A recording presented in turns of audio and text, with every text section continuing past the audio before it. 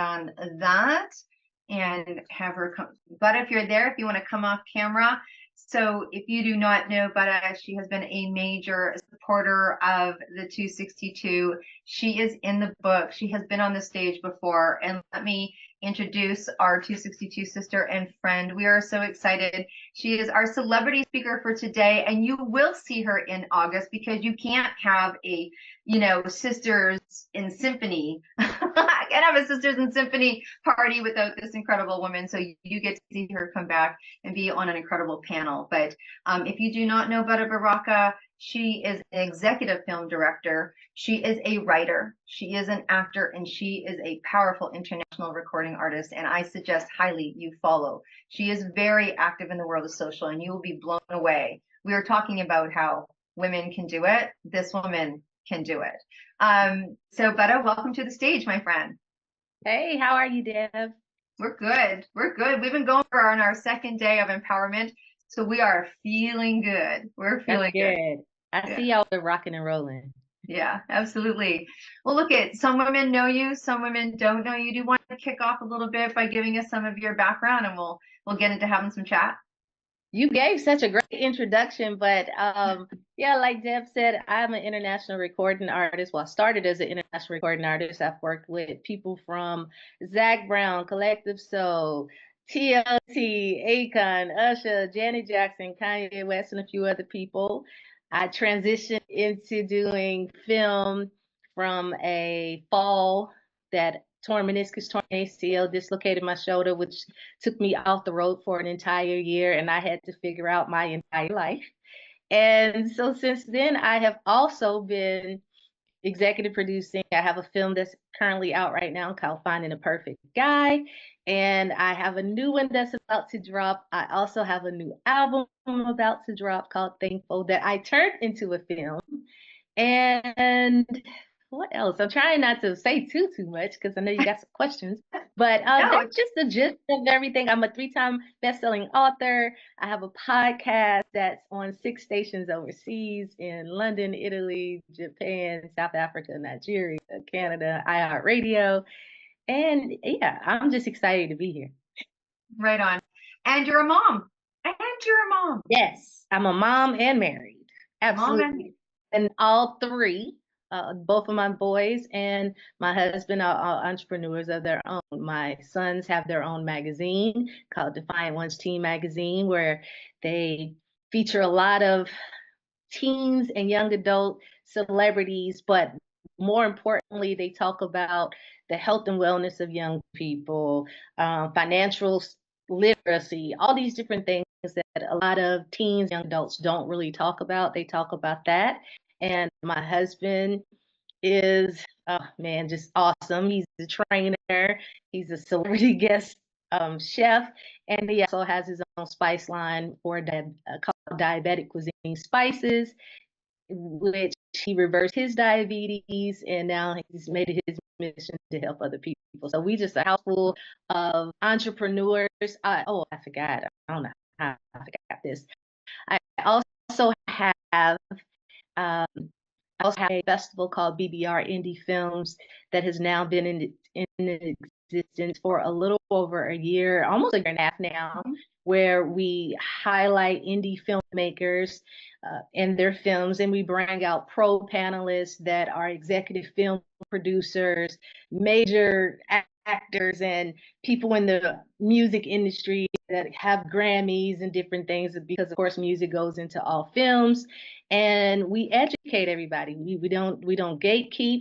We really make sure that indie filmmakers have the tools they need to be able to thrive in this industry, because it's very hard out there. So yeah, that's a little bit about me. That's a little bit about you. She's been doing this for a little while, and I mean, what a creative bubble that must be in your home. Like, we're all thinking that dinner table must be pretty interesting. And I think it's, hanging, we talk about hanging with the right people. You literally don't need to leave your home, right? You've got the right people surrounding you, and that's incredible. We've been talking, we did some stuff yesterday, and we're going to do one today also, talking about the whole momager and what it's like to have these incredible children, whether we're mentoring or whether they're ours or not ours, about the opportunities that are in front of them and what that's like to navigate and what it's like to navigate while you're navigating your business as well, because that's an interesting thing on the clock, right? That's an interesting It is. I'm really looking forward to that because, like I told you, my boys have been off camera a while ago. My boys have been in the industry as actors since the age of 7. They're now 22 and 23, Mhm. and I've been a monitor ever since, making sure that they, are taken care of and everything, and making sure that all the business and stuff is handled. And then as they got older, teaching them how to handle their business. Even with BBR Indie Films, it's a family affair. My youngest son is my co-host. My oldest son, he helps with doing the um, technical stuff on the scenes, and then my Mhm. husband does the interviews and stuff like that, and also camera work and stuff like that. So yeah. Yeah.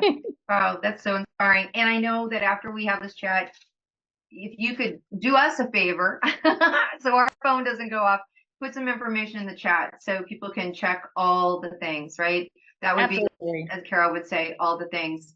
Well, let's talk a little bit about, I know that when we were having a conversation about what we were going to have a conversation about, is that, from a women entrepreneur standpoint, from a self-funding point, from a, there's from a dream point, whether you're Hmm. doing it in your business or otherwise, there's things that when we were younger, when we were little, when we were 10, when we were 15, when we were 20, that we have dreams and aspirations.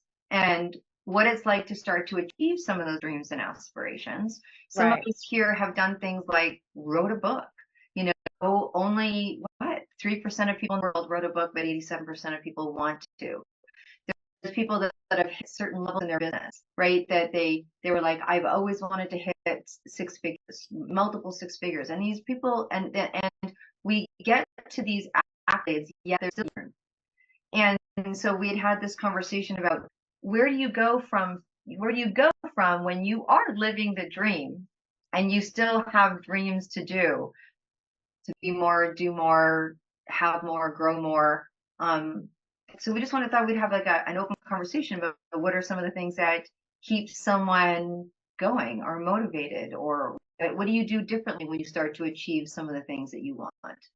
You always remember that why, and then you tap into that initial fire that drove you madly, insane, and you can't sleep because you got so many ideas on. You just got to get it out and let it out to the world. So you always remember that. And then I have a little bit of stubbornness in me where if I see it, I want it, and I go after it. Maybe it's the Taurus in me. So uh, that's what you're doing. How you keep going is you tap into that initial fire, and you don't stop. And you take no for an answer. Take no prisoners. Take no for an answer. That's Right. me. Yeah. No. And well, we hear who you hang out with makes a difference, and we all can say yes to that. But what does that actualize like? Like when you are there on your own, or when you are at that place of dream, and you're like, I'm where my peers are. I don't have those people on my Rolodex that can tell me how to go here, here, and here. What have you done? What should one do? Mm.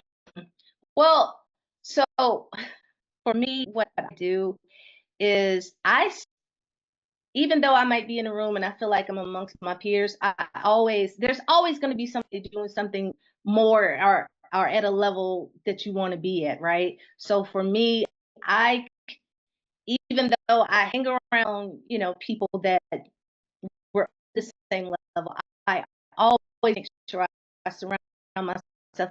You don't need to be the smartest person in the room. If you're the smartest person in the room, you think does not go. And so I always look into that. So that's it. Yeah, we talk about it being uncomfortable. Sometimes you need to go and reach out or ask someone, or when you're in awe of somebody, like you're just saying in the room. So even if you were in the room, or emailing, or contacting, or purchasing their book and contacting them and saying that you love their book, or asking the people that you're hanging out with if they know, that do you know somebody in this? Do you know somebody here? I think that Right. women are fantastic at collaborating, but also expanding that Rolodex.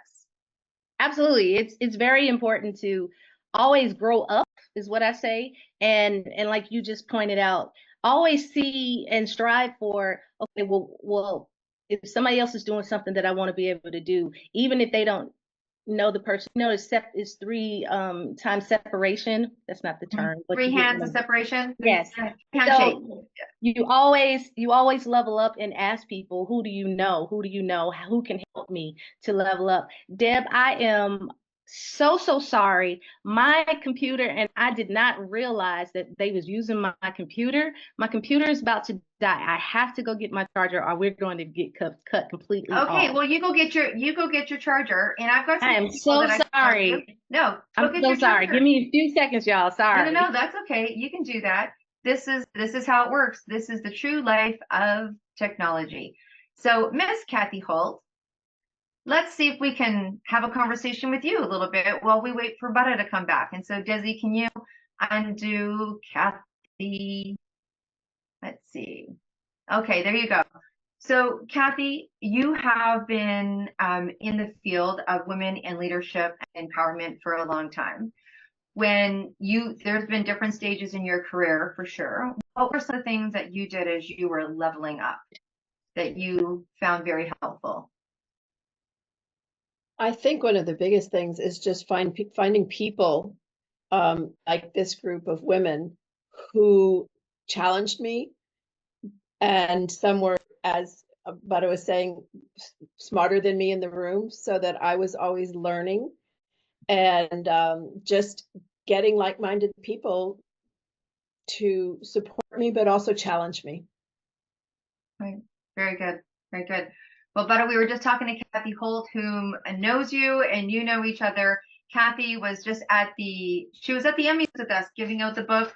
And then she got pushed, inspired, motivated to write her book in 3 months and bring it back to the Oscars gifting suite and give it out to her own people from her own table. And I was just asking her some of the things that she did when she knew that she needed to level up or wanted to level up. So Yeah, I just heard her. Hey, Kathy, how you doing? Great. How about you? I'm So good. good to see you. I'm so sorry, guys. I no, did that's not okay. realize Oh, this whole time I did not realize it hadn't been charging. no worries. So I think one of the things that, look at a certain stage when you start to kind of you know what I mean? You go with the flow, and things that would have blown you away or upset you when you first started are now like, oh yeah, you needed to go charge your phone. That's okay. Charge your computer. Thank you. Thanks, Kathy, for standing in and Yes, thank you, Kathy. awesome. Well, look, but maybe tell us a little bit of a journey story, something that when you were making those plans and you were like, these are my dreams, this is how it's going to go. Um, what was one of those incredible things that you now are participating in or creating or doing that you never thought possible? Well, I've always had a dream to be a performer and to be on stage ever since I saw Diana Ross at the age of 4. And I always had that goal of, I want to be like her. I want to do this. I saw her and I saw the crowd, just pouring into her, living off of every word that she was singing. And I saw the emotion. Like, she didn't even really sing that much. She just stood there most of the times or sung a word or two and then put it out to the crowd and everything. And it motivated me so much that I knew that that was something that I wanted to do. My mom, who was my manager, said, if you're going to do this, I have to see that you're serious. So that meant doing the rehearsals instead of, because I started professionally at age 11, and she started putting us in talent shows. And so when you first start this type of stuff, like, we was getting beat because we didn't know how to do it, but you have to go and you really got to perfect yourself. And so that's the rehearsals instead of hanging with your friends. That's making sure that the choreography is right. It's making sure that your vocals are right, and doing all these different things that you need to do to get to where you want to get to. And when I finally got to that place where I started getting paid. I was like, okay, yeah, I think we're on something. You know, so that's what you have to do. You just have to go for what you want, and take no for an answer, and just do the doggone thing. Yeah, just do it. And it is a nice feeling. I think at any stage of your business when you actually start to get paid. And it's interesting because we work for that. And particularly for some people, it's very surprising. You're like, it is a really great reflection back when you're like, this is actually working and somehow I'm sustaining the family or I'm growing a family or look at what's going on. Or, when one of your kids that needs to borrow money and you're like, I actually think I can lend that to you. You're like, Yeah, I left corporate in 2007 to pursue music full time. I had mm, setbacks before my fall. I had another setback where I had two deals on the table with two major record labels, and I got into a car accident. So setbacks are things that happen, and they're tough, and you have to lick your wounds and say, okay, I got to do this. But when you finally come to, you just have to just, you know, yeah, go for it. absolutely. What's for North America, we're coming up to Mother's Day, and you've got two teenpreneurs, or not teenpreneurs, they were teenpreneurs, now they're in their 20s, now they're grown men. Right. You had a mom influence to you. You've obviously made influence. You're having this generational entrepreneurial experience. What are some of the things that, what are some of the differences that, for you growing up in the world that you wanted to them, and what kind of advice, the different advice that we're giving now? Do you know what I mean? Uh, well, I don't really know if there's that much of a difference, because it's always been work hard, study from what's working, study from what's not working, and change, and not be afraid to change. So that's something that my mom, told me, that I also tell my sons. I think the only difference is they have a little bit more advantage because of the technology and everything. Mhm. You know, we we had to work really hard to get our music out there back in the day, and to get on these tours and to do all of these things. Now you can post online and go viral and become this superstar overnight. Now the thing is, can you sustain it? You know, but for us, we've been able to do that, and it's definitely been a blessing. But yeah, my advice to my boys is, you see it, you want it, go for it. And I'm all for it. And I make sure that I give them the tools. And if I don't have the tools, I find somebody that does have the tools to be able to help them advance. Yeah, we come up against that, and that's a big conversation because the generational difference, right, is work hard 10 years ago or 20 years ago is a very different work hard now.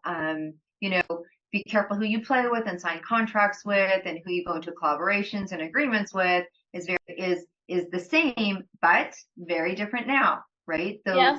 Those relationships kind of things are very different, and the tools that we're using, and people are having to people are having to find new mentors along ourselves, find new experts that can help them and guide them in different ways. um, what's one of the coolest things?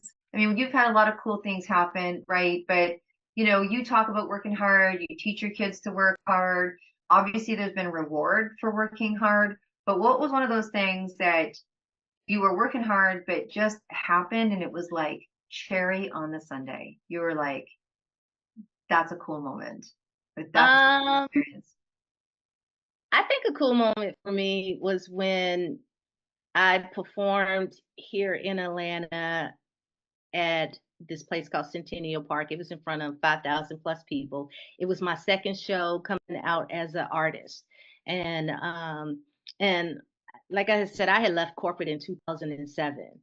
And so when I did this show, 10 minutes after I got off the stage, I got offered an opportunity to tour over in Africa. Now, I had got offers before, but this offer was so sweet, where not only was I going to be staying in a 7-star hotel, I had 2 drivers, I had a cell phone, all the food. They had 6 restaurants. Everything is completely free, laundry's free, everything. And then they bring over a family member, and I get to sing my own music. Oh, that was cherry on the top, And then you get to go to the motherland, which I'd never been to. So yeah, that was when I got there. I was like, okay, yeah, I think I done made it, y'all.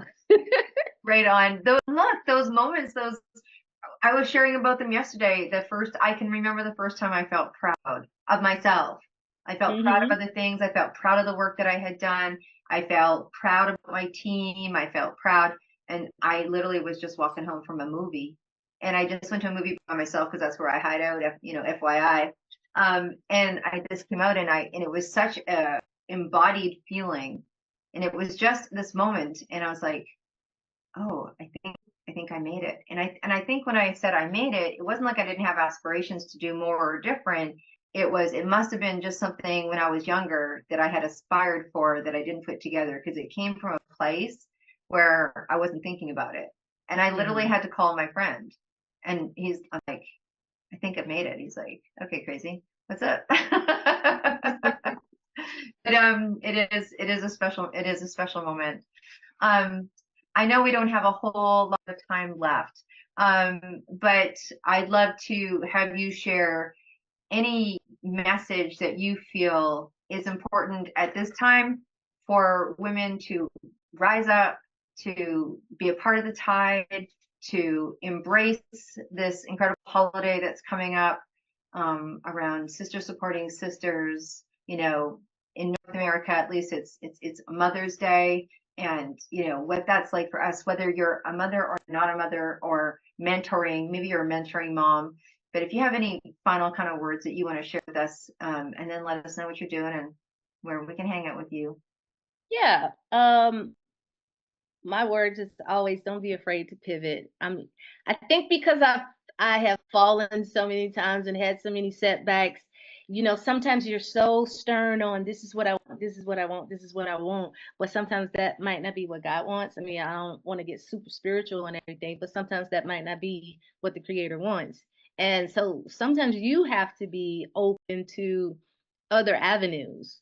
And for me, had I not fallen, I wouldn't have got into films. I wouldn't have become an executive. I wouldn't. It's so many things that wouldn't have happened that when I really think about it, it was for my good.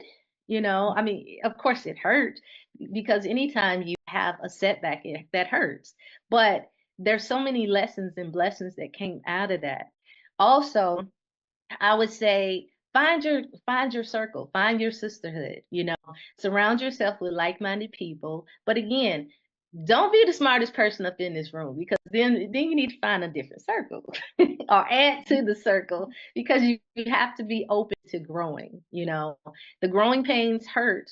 They definitely hurt, but they're necessary for you to get to that next level. Whatever that next level is for you, you have to be open to going with the flow. And sometimes for me as a Taurus, as a person that's very strong-willed, sometimes that's a little hard and I have to sit back and be like, okay, but you have to be open and I am a very open person.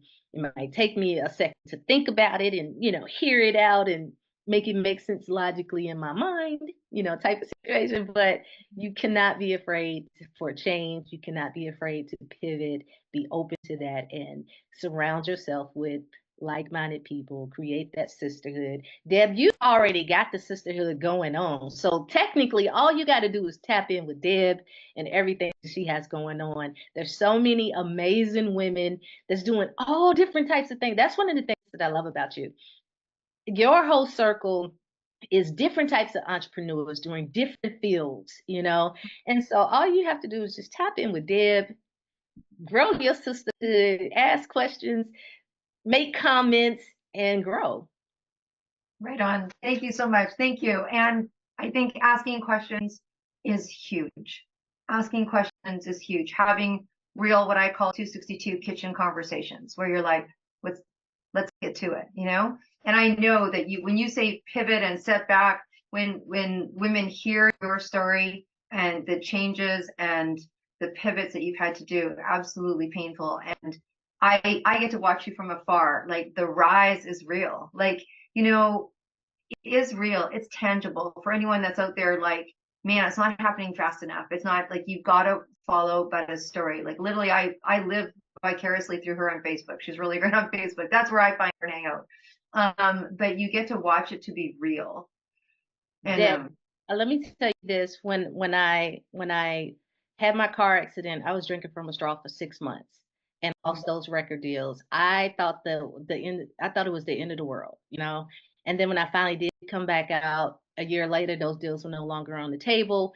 The third label told me that I was too old, and here I was, 18 years old.